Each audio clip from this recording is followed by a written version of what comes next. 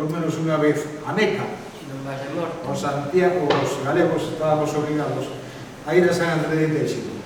Empecé a darlle voltas a miña imaginación e dixen, hai moitísimos siglos, seguramente a xente daqui da miña aldea iba en peregrinación a San Andrés de Teixido, que non ten nada que ver a capilliña humilde de San Andrés de Teixido coa aquela magnificencia de Santiago, sendo que xogaban no mesmo equipo. ¿Vale? Entonces, dixen, a miña xente aquí tiña que ir algunha vez a lá, e como non había coches, nin había líneas, seguramente iban a pé.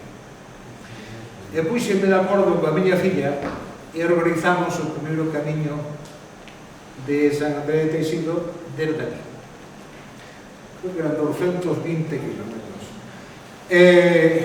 Foi todo un descubrimento aquelo, porque a primeira impresión que tuvemos foi que os 4 días de camiño que andíamos por Silleda fomos todo por interior, vale? E como guía, como non hai nada trazado, porque nin é a Vía Mariana, nin é o Camiño a Santiago, nin é a Ruta de Fátima, non había nada. Íamos dirixíndonos con isto, coa lúnica. E miña filla, que aproveita hasta o último metro, sacábame fora dos pueblos, dicía, pero deixame ir aquí, polo menos a molla na lengua, nada, por aquí. E fomos todo pola Galicia profunda, pola Galicia interior. E como vos decía, os 4 días en Silleda, estábamos no albergue e preguntei eu, oi, cantos rapaces vimos desde que saímos da casa? E dixo, venga, ningún. En 4 días non vimos un solo rapaz de todas estas aldeas. Solo topamos xente de 50 anos para arriba, incluso era no mes de agosto.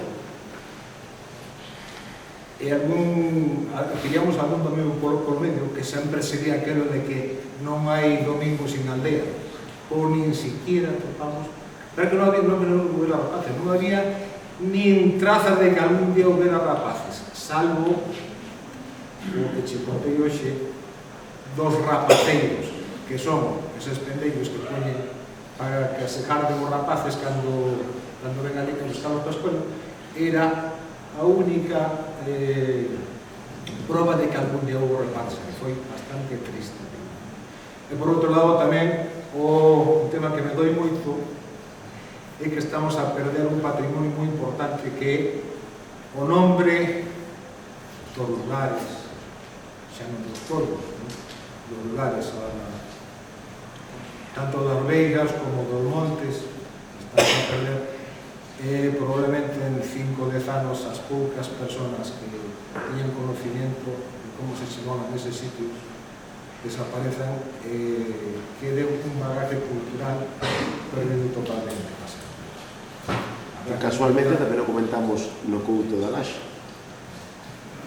Pois habrá que intentar recuperar aquilo con pouca xente que ainda nos queda, para que nos apoyamos e intentar deixar negro sobre o blanco por lo menos algo desa ocasión. Pois eso para a fin.